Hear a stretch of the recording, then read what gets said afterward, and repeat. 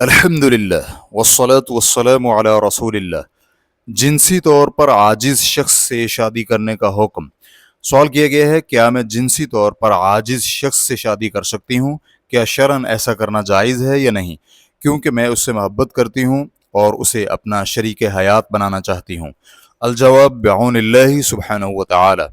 عورت کے لیے جنسی طور پر عاجز شخص سے شادی کرنا جائز ہے، کیونکہ جماع بیوی کا حق ہے اور اس نے یہ حق ساقط کر دیا ہے، اور جب وہ ایسا کر لے یعنی اپنا حق ساقط کر لے تو پھر نکاح کے بعد اسے اس کے مطالبے کا حق حاصل نہیں رہتا۔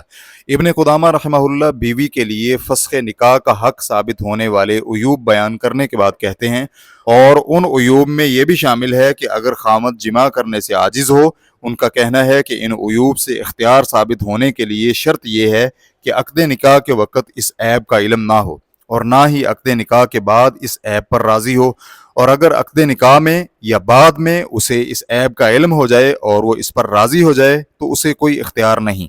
ہمارے علم کے مطابق اس میں کوئی اختلاف نہیں ہے۔ ریفرنس کے لیے دیکھیے المغنی لابن قدامہ جلد نمبر 7 صفحہ نمبر 142، اور المدونہ میں درج ہے۔ میں کہتا ہوں، یہ بتائیں کہ اگر عورت ایسے شخص سے شادی کر لے جس کا عضو تناسل کٹا ہوا ہو یا وہ خصی ہو اور عورت اس کا علم بھی رکھتی ہو، تو ان کا کہنا تھا اس عورت کو کوئی اختیار نہیں ہوگا۔ امام مالک کا یہی کہنا ہے۔ وہ کہتے ہیں، امام مالک رحمہ اللہ کا کہنا ہے، اگر عورت نے خصی مرد سے شادی کر لی اور اسے علم نہ تھا تو عورت کو جب علم ہو اسی وقت اسے اختیار حاصل ہے۔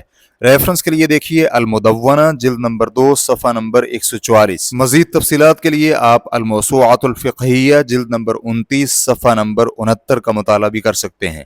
ہم نے جو نکاح کے جواز کا ذکر کیا ہے اس کے ساتھ یہ بھی ہے کہ آپ کے لیے افضل اور بہتر یہی ہے کہ آپ اس حالت میں اس شخص سے شادی مت کریں، کیونکہ جماع اور پھر اس کے نتیجے میں اولاد کا ہونا ایک فطری امر ہے جس کی مرد اور عورت دونوں کو ضرورت ہوتی ہے، اور اب تو آپ اپنا یہ حق ختم کر رہی ہیں، لیکن آپ کو کیا علم کہ 1 یا 2 برس کے بعد کیا ہو اور آپ اس کی خواہش کرنے لگیں، کیونکہ نکاح تو مستقل طور پر ہوتا ہے، کوئی کھیل نہیں۔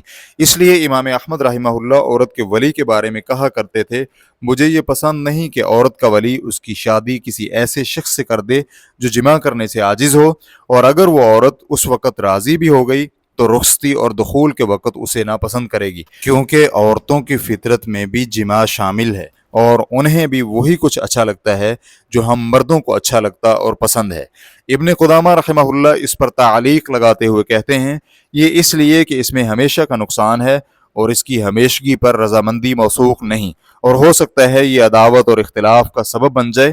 ریفرنس کے لیے دیکھیے المغنی جلد نمبر 10 صفحہ نمبر 67۔ اور پھر آپ پر یہ مخفی نہیں کہ یہ شخص آپ کے لیے اجنبی اور غیر محرم ہے، اس لیے جب تک آپ کا اس سے نکاح نہ ہو جائے آپ کے لیے اس کے ساتھ کسی بھی قسم کا تعلق رکھنا جائز نہیں۔ اللہ تعالیٰ سے دعا ہے کہ وہ آپ کو توفیق نصیب فرمائے اور آپ کی معاونت فرمائے اور آپ کے لیے خیر و بھلائی میں آسانی پیدا فرمائے۔